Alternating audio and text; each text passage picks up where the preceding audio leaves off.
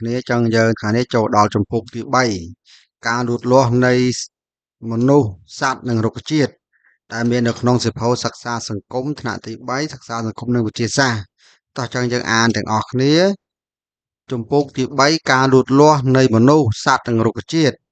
មនុស្សសត្វនិងរុក្ខជាតិតែងតែមានការលូតលាស់និងប្រែប្រួលសត្វនិងរុក្ខជាតិផ្ដល់ប្រយោជន៍ជាច្រើនដល់មនុស្ស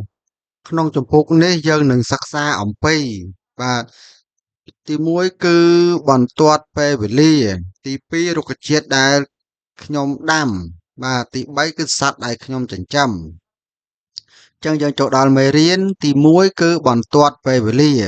ចឹងមេរៀននេះគឺខ្ញុំធ្វើជាតែសំណួរនិងចម្លើយទេសម្រាប់បងប្អូនយកទៅសិក្សារៀនសូត្រនៅផ្ទះរបស់ខ្លួនឯងបាទតោះចឹងយើងមកមើលទាំងអស់គ្នាសំណួរ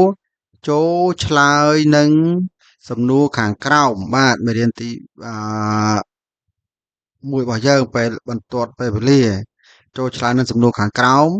តើបន្ទាត់ពេលវេលាដែលមានបន្ទាត់ពេលវេលាមានដាវបង្ហាញពីអ្វី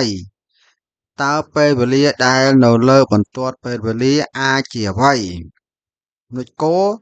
ហេតុអ្វីបានជាគេចូលចិត្តប្រើបន្ទាត់ពេលវេលាចម្លើយបន្ទាត់ពេលវេលាមានដាវបង្ហាញពីហេតុការណ៍បង្ហាញពីសកម្មភាពបង្ហាញពីព្រឹត្តិការណ៍របបគ្រប់គ្រងសម័យកាលហើយនិងផែនការបាទនុចខពេលវេលាដែលនៅលើបន្ទាត់ពេលវេលាអាចជាថ្ងៃខែឆ្នាំនិងរយៈពេលចំណុចគោបានជាគេចូលចិត្តប្រើបន្ទាត់ពេលវេលាព្រោះងាយស្រួលកត់ត្រា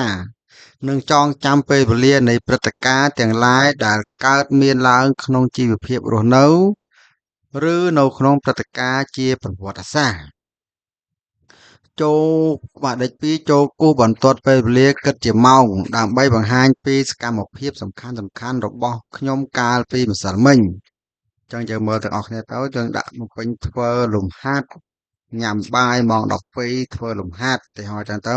ចឹងបងប្អូនអាចរៀនធ្វើដល់ខ្លួនឯងគូបំពេញខ្លួនឯងកន្លែងនេះគឺมันអាចកំណត់បានទេព្រោះសកម្មភាពរបស់យើងគឺខុសៗគ្នាចឹងជួបគ្នានៅវីដេអូបន្ទាប់ទៀតជាមួយនឹងមេរៀនទី2ក្នុងជំពូកទី5បាទជំពូកទី